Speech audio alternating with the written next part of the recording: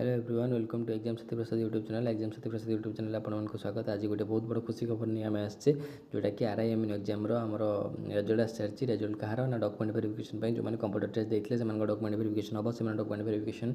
Result आसी सारी date बोधे आसी सारी डेट हूँ 21 जुलाई और भेन्यू जो डॉक्यूमेंट वेरिफिकेशन भेन्यू रहा हूँ डिस्ट्रिक्ट कलेक्टरेट ऑफिस। तो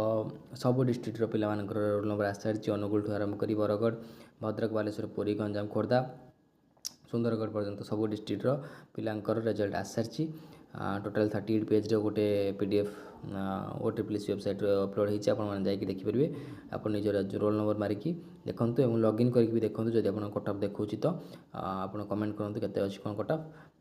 तो डॉक्यूमेंट वेरिफिकेशन गोटे कथा मुझे कहि सब डॉक्यूमेंट रेडी कर रखुँ कौन खामखियाली करूँ ना जो डॉक्यूमेंट मागी आपंकर फॉर्म फिलअप सब डॉक्यूमेंट रेडी कर रखुँ। पुणी थे जो मैंने क्वालिफाई करते कंग्रेचुलेशंस थैंक यू।